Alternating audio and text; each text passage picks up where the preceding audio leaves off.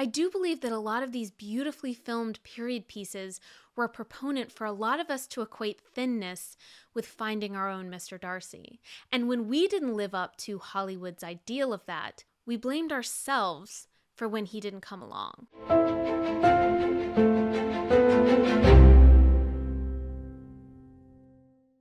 Welcome back to Regency Rumors. I'm Kayla, and here on my channel, I explore period dramas, history, and historical fiction. And today, I'm exploring a topic I don't want to have to be talking about. It's an issue that I figured that in 2024, we would be past these sort of things. We wouldn't even need to talk about them, but apparently not. I'm talking about plus-size representation in period dramas. With the recent season of Bridgerton coming out, there has been so much buzz about the female lead of that show, Nicola Coughlan, who I'm not going to label as plus-sized or mid-sized. Let's just say that she is not stereotypically thin, like a lot of the actresses that we've seen in the past in period dramas. There's been a lot of talk about her body, and how shocking it is that she's the lead of one of the most famous shows in the world right now.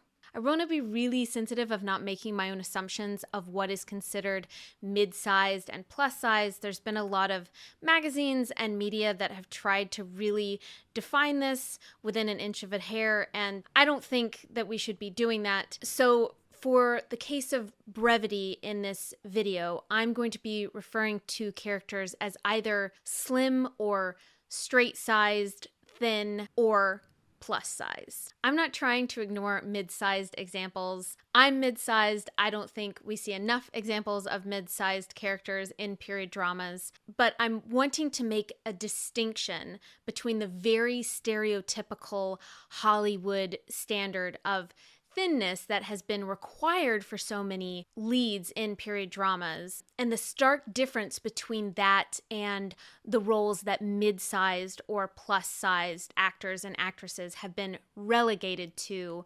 throughout film and television, and especially in period dramas. As someone who's oscillated between mid-sized and plus-sized my entire life, I was really excited to see someone with a similar body type to my own be the romantic lead in such a huge profile show like Bridgerton. But in terms of a lot of the headlines, however, it seems like talk of Nicola's attractiveness and her size has taken center stage over her performance, which is beyond disappointing. So I wanted to do a bit of a deep dive into how we got here. Why is it so revolutionary for an actress like Nicola Coughlan to be in a TV role like this, even though there have been plus-sized people in period dramas for decades? There's been a lot of discourse online about thinness in the 90s, about plus-size representation or the lack thereof in fashion, but I've not seen a lot of talk about plus-size representation in period dramas and romances. With period dramas in particular, I feel like it's a space that has uniquely, predominantly only prioritized women with slim figures as objects of attraction. First off, if you're new to my channel, I'm a big history lover. I have a PhD in Welsh history.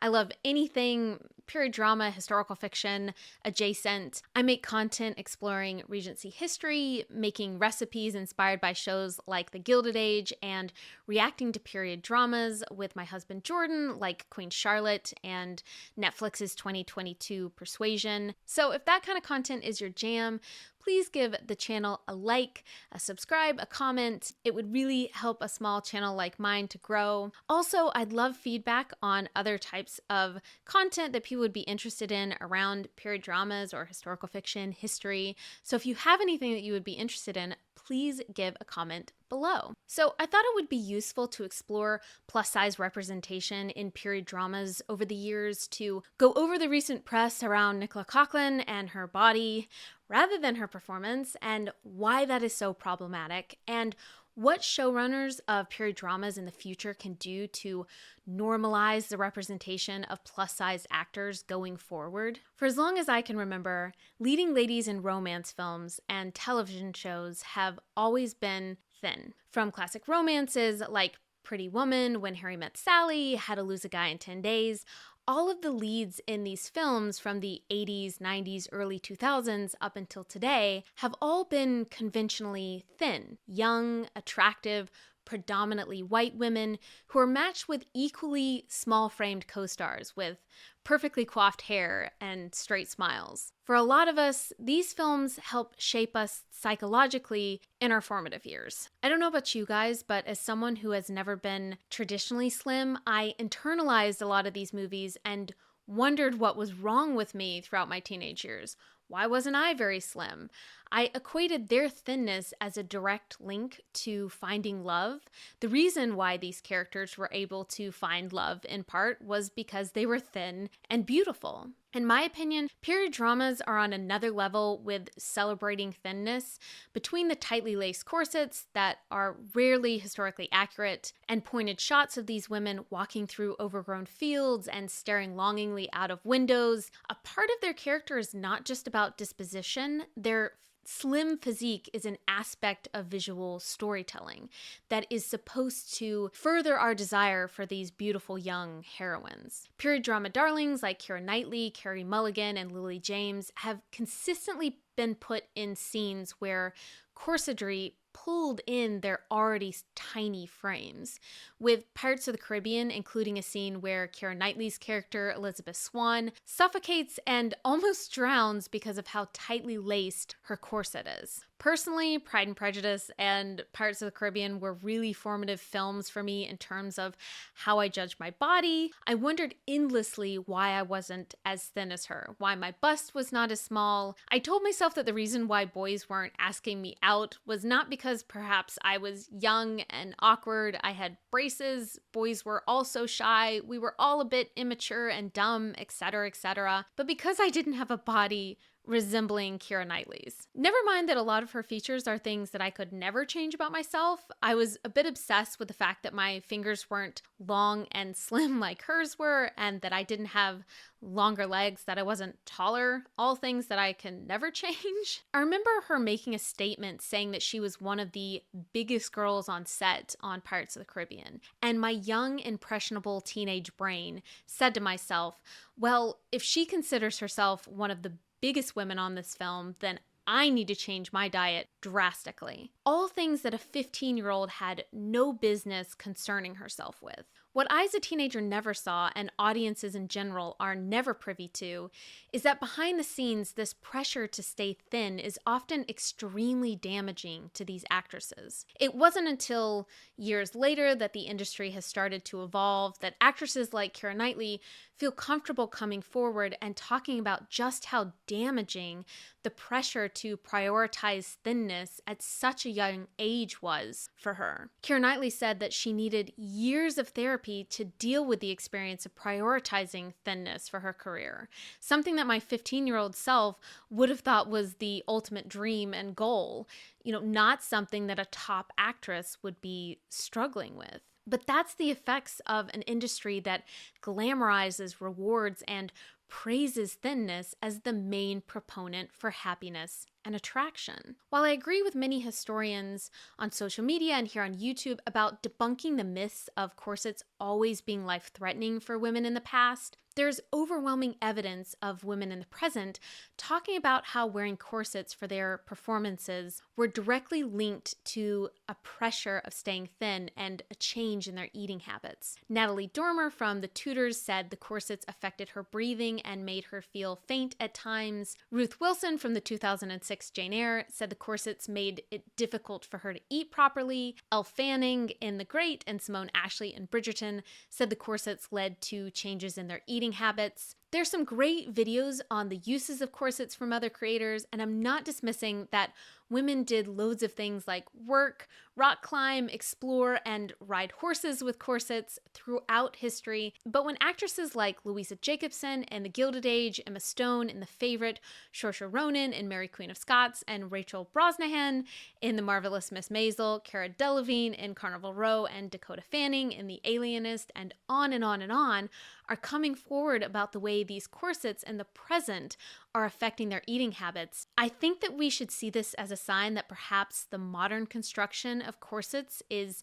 not useful for actresses today. Instead, we should see this as a worrying sign of unattainable Hollywood standards, and not just as glamorized scenes of femininity in period dramas. I do believe that a lot of these beautifully filmed period pieces were a proponent for a lot of us to equate thinness with finding our own Mr. Darcy.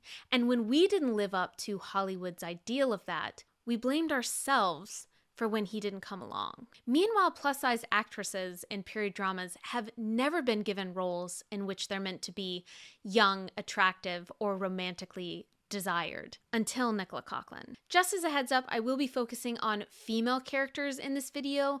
There honestly just isn't a ton of plus-sized male characters in period dramas, but the few I have seen have overwhelmingly been portrayed as either jolly, portly duds or loudmouth, money-hungry mongers. The one exception to this is the lovely Arthur Parker from Sanditon. Clearly, we need more male plus-sized representation. Through my research, I've compiled a list of categories I believe all plus-sized roles have been relegated to in period dramas. They are the bumbling servant, the boss babe, and the comedic relief or the busybody. First up is the bumbling servant. The oldest example of this on screen is with Hattie McDaniel's performance of the slave Mammy in Gone with the Wind. Obviously, it's important to note that Mammy was an enslaved character in this film and not just a servant, but I have categorized her in this section because she does perform similar tasks to others in this category, and this character is put in a similar slot to other examples that I'm going to talk about. Mammy's character is one that has been highly criticized as a stereotype of older Black women, fussy, headstrong, loud, and jovial. Mammy's close relationship with Scarlett O'Hara, alongside her ease at working on the plantation, has been one of the factors that has added to plantation life being romanticized, as if there was little suffering and slaves were all really well taken care of and looked after. And like many a plus-size character in this kind of role, there isn't a hint that Mammy might have a life outside of her work. We aren't shown children that she might have had, or a romantic partner that she misses, a wish for a better life outside of the manual labor that she's doing on this plantation. Characters like Mammy are one-dimensional and often portrayed as overlooked women who are meant to suffer, perhaps because they're women of color, they're older, they're plus size, they're poor, etc. These types of characters are used as a vessel to teach younger, more attractive characters a life lesson on their way to success. I'm thinking now specifically of Octavia Spencer's role as servant Minnie Jackson in the 2011 film The Help, who is hired by a young, white, slim, conventionally attractive Jessica Chastain. I don't want to be solely negative about these characters, however, and I do want to make a distinction between character and performance. Hattie McDaniel's performance as Mammy was a heartfelt and moving one, with many scenes showing Mammy as a motherly, caring slave, as well as brave, determined, and practical. She was the first Black actress to receive an Oscar in 1939, and also the first plus-sized one, and Octavia Spencer also won an Oscar for her role as Minnie in 2011. The plus-sized bumbling servant stereotype has been seen in various iterations, most recently in Miss Patmore in Downton Abbey, whose character is sweet, clumsy, and dim-witted, and Prudy Painter in Poldark, whose character is seen as unkempt, clueless, and lazy. In one way or another, it feels like these characters are meant to be pitied, as if their age, size, and station disqualify them from being taken seriously in life, so they play supporting roles in more conventionally attractive characters' worlds. For the boss babe, she's been through too much, she's lost her bloom as perhaps a desirable woman on the marriage mart in the past, and now she's single, widowed, and she aims to judge all the young, vivacious women around her with a sharp tongue and a miserable outlook. I'm thinking most notably of Judi Dench's performance as Lady Catherine de Bourgh in Pride and Prejudice, and a similar copy of this character in Anne Reid's Lady Denham in Sanditon. These women either never had a chance at real love or it slipped through their fingers, so now they focus on shaping society in one way or another, and you can tell by their perception of themselves that this is the only way they aren't seen as invisible or irrelevant by those around them. Their steely exteriors are meant to make us dislike them, but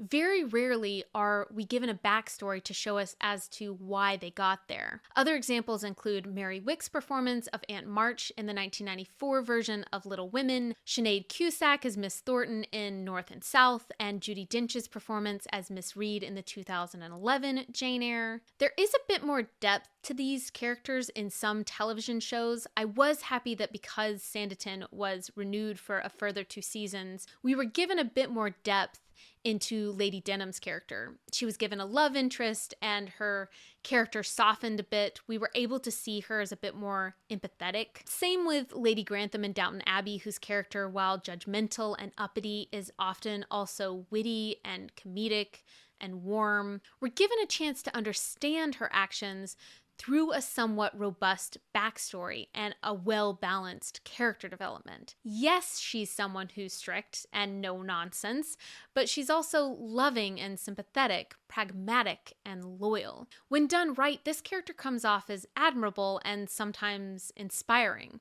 My favorite version of the Boss Babe is Kathy Bates's performance of Molly Brown in Titanic. She's strong, intelligent, warm, funny, strategic, and inclusive to people who are younger and less fortunate than she is. Molly Brown's version of a boss babe is not one that's evil or bitter, but one who's comfortable in her own skin and won't let people in power walk all over her. She seems like a Dolly Parton kind of character, the type who, if she's gonna be made fun of for superficial things like her dress, her hair, her accent, or her body, she's going to be in control of the narrative herself. For all her wittiness, resilience, and power though, the plus-size boss babe character is never a leading lady, and very rarely have I seen a film or a television show centered around this type of role in a period drama, and certainly not a plus-sized one. Lastly is the comedic relief or busybody. I've lumped these two together because in period dramas, often for female characters, these can be one and the same. The last category of the boss babe could also be seen as a busybody as well, so a lot of these can intersect with each other at different times. Please keep in mind that from many of these examples, plus-size and straight-sized actresses have played these roles through different adaptations, so their stereotypes are not strictly relegated to them being plus-sized. But I am trying to point out that while straight-sized actresses can play an array of characters, overwhelmingly plus-sized actresses have been limited to these 3 stereotypes. There are more examples of plus-sized characters being comedic relief in modern comedies, but I do feel like there are examples of these in period dramas in micro ways. So notable examples have been side characters like in Jane Austen films like Pride and Prejudice, Sense and Sensibility, and Emma. So my ultimate example of a busybody will always be Miss Bennet in Pride and Prejudice, particularly Brenda Blethyn's performance in the 2005 version. Compared to her daughter's effortless physicality, which is highlighted really artistically in Joe Wright's Pride and Prejudice, mostly through Elizabeth and Jane, Miss Bennet's frantic physicality comes off as comedic, frazzled, and gauche. The same with similar busybody characters such as Miss Jennings and her daughter in the 1995 Sense and Sensibility. Because they are older and larger women, they're not taken as seriously by society around them.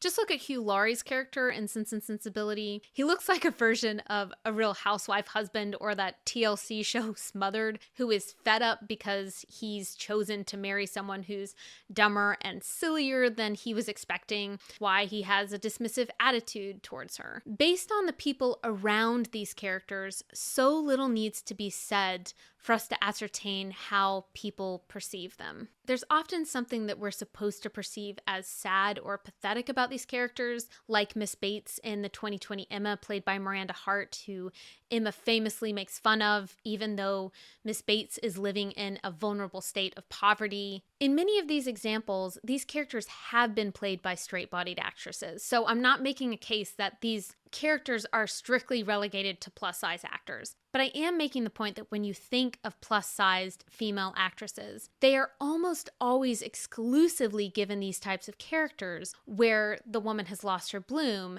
and they're seen as invisible, or she's frivolous, she's silly, she's ridiculous, as compared to straight-sized actresses who can get an array of roles. I think one type of this character that is directly related to weight is Flora Casby Finching in a lesser-known period drama with Claire Voy, Matthew McFadden, and Ruth Jones in Charles Dickens' Little Dorrit from 2008. Matthew McFadden plays a man named Arthur Clennam who is now in his 40s and is becoming interested in a young woman named Little Dorrit, who's played by Claire Voy, who is half his age. In his younger years, however, his childhood sweetheart was a woman named Flora, who he keeps in his mind as youthful, slim, and meek. When he meets her again years later, she's grown into a plump, middle-aged woman who he views as ridiculous, chatty, loud, and emotional, compared to a young, slim Little Dorrit who is quiet and practical. While Flora still romanticizes her relationship with Arthur, he seems almost repulsed by the idea that she would think this,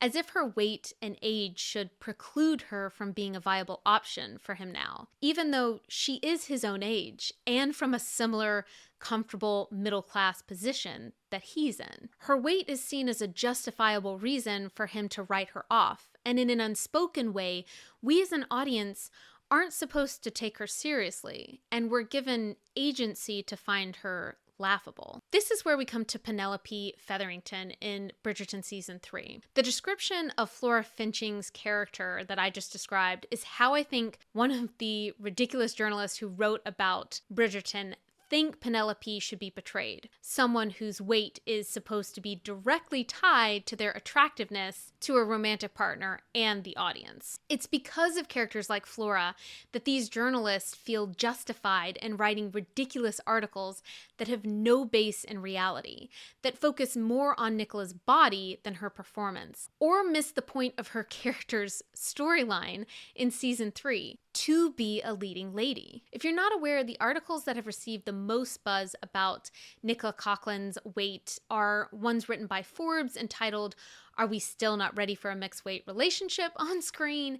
And the other is Bridgerton's Big Fantasy, published in The Spectator. The reason why Nicola Coughlan's performance as Penelope is so revolutionary and why it's gotten so much positive and negative buzz is that for the first time, a plus-size character is the leading lady. She's not relegated to the busybody mother, the bumbling servant, the older boss babe whose main point is to teach younger, slimmer characters a lesson. She is the focus of Bridgerton Season 3.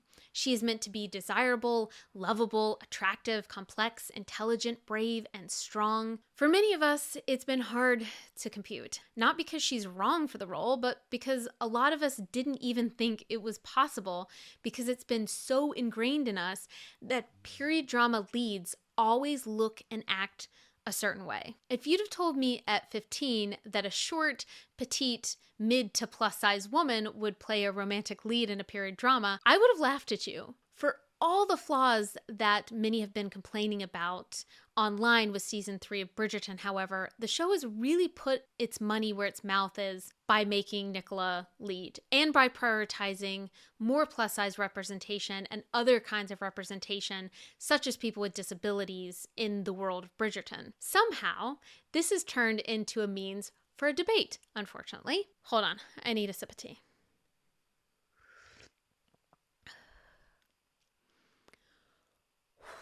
In the article, Bridgerton's Big Fantasy, Zoe Strimplek, I don't know if I said that correctly, says, Nicola Coughlan, one of the raunchy comic stars of Channel 4's smash hit Dairy Girls, is a lovely person to watch. She has an expressive face, and I always enjoy her trundling about shrubberies and across richly furnished rooms towards the nearest quill, or looking morosely on from the sidelines at grand balls. But reader, she is not hot, and there's no escaping it, as I was reminded recently when she graced Harper's Bazaar cover in a fabulous outfit that still did not change her not hotness. Coughlan is an actress of great value, and might be adored, but she is simply not plausible as the friend who would catch the handsome rich aristocrat Colin Bridgerton's eye in that way. She's not even shapely, which can work as sexy even in Hollywood. She's fat. Wow, that's so great. What kind words? You know those times when you love to show and loads of other people around you love to show, and then a critic or two will come out with something completely left field that doesn't match your experience whatsoever, and it seems as if it's more of a reflection of them being out of touch with society than it is that a huge number of people are somehow just wrong about the show you loved? That's how this article felt. There has been so much buzz online, especially on sites like TikTok, about just how drop-dead gorgeous Nicola Coughlan is. For 3 months, I was inundated with posts about how hot she was, how beautiful she is, how she and Luke Newton look amazing together, with people gobbling up every single photo shoot that she took just to see how she looked and what she was going to wear, and following the mini premieres around the world. I feel like this article is gaslighting us, as if the author is saying that we can't see what we're seeing in front of us. In response to this, Forbes published the article, "Are We Still Not Ready for a Mixed Weight Relationship on Screen?" where Virgie Tover replies, "What makes Colin implausible to Strimple is not merely that Colin is handsome, which seems axiomatically and problematically to include his thinness, but also that he is rich and an aristocrat. This speaks to the complex ways that fatphobia interacts with other characteristics like class. Even though most people, regardless of their body size, don't marry rich aristocrats, for a person with entrenched anti-fat attitudes, it's really important that the few people who do are thin people. People with entrenched weight bias can possess a strong commitment to gatekeeping plus-size people from access to things like love. A deeply fatphobic person may deem that a plus-size person's partner is an inappropriate match based on presumed differences in social status, and believe that those social differences are more important than either partner's desire for one another. Like so many people, Virgie Tover is in a mixed-weight relationship. We see them every day in our friends and our families, even in celebrity couples, and we don't bat an eye. But because somehow Bridgerton is trying to reflect this rather than the norm of so many period dramas in the past, writers like Strimple think that this is somehow wrong. Tover argues that those who have Strimple's views, however, that really it's just internalized fatphobia more than anything else. She says, if this romance upsets you, it says more about how deeply you've internalized fatphobia than it says about the bodies of the actors playing Penelope and Colin. And I have to agree, not to mention some people are apparently all out of sorts with Colin and Penelope's love story, but don't bat an eye when the roles are reversed. Examples include The King of Queens, Family Guy, and Superbad. We find these mixed-weight relationships plausible, and we don't see anything wrong with them. When there are mixed-weight relationships for women on screen, however, unlike a lot of their male counterparts, for female characters, their weight is almost always a key plot line for the story. If we compare shows and films such as My Mad Fat Diary, This Is Us, and Dumplin', which all have love stories which deal with plus-size women struggling with love and accepting their weight, and contrast that with shows like King of Queens, Superbad, and movies like The Holiday, we find that the male character being the plus-size one in the relationship is either just played off for laughs, or in the case of, like, The Holiday, it's not mentioned whatsoever. We're just asked to believe that these women are attracted to their partners. End of, which is how it should be on the flip side, but evidenced by some of the reception of Bridgerton, it's been clearly proven that apparently that's not the case. In some ways, Penelope was always being set up to be questioned as a proper love interest for Colin, regardless of her size, because the friends to lovers dynamic has at least one person feeling more than the other at the beginning. Penelope doesn't get to have the storyline of having a suitor who finds her irresistible and insufferable at the same time, which is often what creates that tension in enemies to lovers. Because Colin and Penelope's story was of a friend's nature, for some viewers her looks will always come into question. Well, why wasn't he attracted to her in the first place? What was wrong with her? Would he even look at her twice if they weren't already friends? Did he ultimately pick her because he was comfortable with her and she was easily attainable, and not because he found her to be the most attractive woman in the room? In some ways, it would have been nice for a plus-size character to not have been in the friends to lovers storyline so that there wasn't this extra added layer to all this. I think there will be those who will always question Colin and Penelope's love story and chemistry, but I don't believe that it's because of Nicola's body. For Coughlan's part, she's weathered this storm beautifully, and I don't know how she's done it. In an indirect response to some of these articles, when she was told she was very brave for stripping down for season 3, she responded, it's hard because I think women with my body type, women with perfect breasts, we do not see ourselves on screen enough. I'm very proud as a member of the perfect breast community. I hope you enjoy seeing them. She has asked people to judge her on her performances and not her body, and I do hope from now on that's what's going to happen. As a historian, I've tried not to be such a stickler when it comes to period dramas. I've grown up on period dramas. I love period dramas. I don't want to be one of those people on social media that is pointing out inaccuracies all the time and yucking people's yums. Plus, it is exciting sometimes to just escape into a fantasy world of the past, where it feels like there's more accepted diversity, that staff were treated fairly and kindly by the family who employed them, like in Downton Abbey, and everyone had beautiful teeth and hair and sparkling clothing all the time. But what I've realized is that perhaps period dramas have been a direct link in how we view the past today in terms of people's bodies. We have been so accustomed to always seeing thin people on our screens and plus-size people relegated to side characters that we've told ourselves that either they weren't meant to have extraordinary lives or beautiful love stories, or they didn't exist at all. One of my favorite creators with Love, Christina, battles with the backlash of this in her life online today. She's a lover of vintage fashion, and she collects vintage clothing, mostly from the 1940s and 50s, I believe, and she's gotten comments on her video about how there weren't plus-sized women back then. But obviously plus-size women did exist back then because she collects clothing from that time period and wears them today. If I think about why someone would write something so awful on her page and there's no justification for it, but where would they even come up with that idea? I do think period dramas have a lot to blame for this. For the majority of all period dramas set back in the 1930s and the 50s, almost all of the actors are slim. The costumes were tailored within an inch of their lives, and there are hardly ever plus-size people represented on screen in these time periods, even as extras in the background. This gives us the false assumption that there were no plus-sized women back then. And because our main visual representation today of time periods like the 1930s and 40s are through these period dramas that we watch on screen and not, let's say, the fashion magazines that existed back then that had plus-sized women in them, then our assumption is that plus-size women either didn't exist in society or were very rare. The reality is, though, that mid and plus-size people have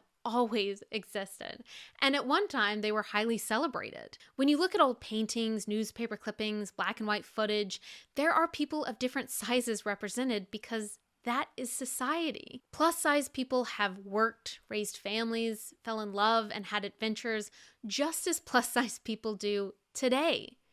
I'm glad that Bridgerton has decided to tackle this, and not just through Penelope Featherington, but also through being mindful of putting mid and plus-size background characters throughout society in Bridgerton Season 3. Actresses like Nicola Coughlan should not have to suffer the wrath of narrowly minded commentators because of people's perceptions being inaccurate about the past.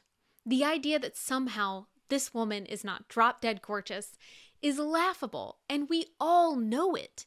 For too long, Hollywood has told us exactly where mid and plus size actresses should be relegated to through side roles. But it's time that mid and plus sized characters step outside of the shadows and into the light by portraying characters like leading ladies in historical romances. And if there's anyone who should be taking up that gauntlet, I'm really excited that it's Nicola Coughlan. Thank you so much for watching the video. I know today's video was a bit heavy and ranty, but I think it was necessary to talk about. Next video I think will be a bit lighter. If you have any ideas of videos you'd like me to do, please put it in the comments below. And if you like this video, please like and subscribe. Bye!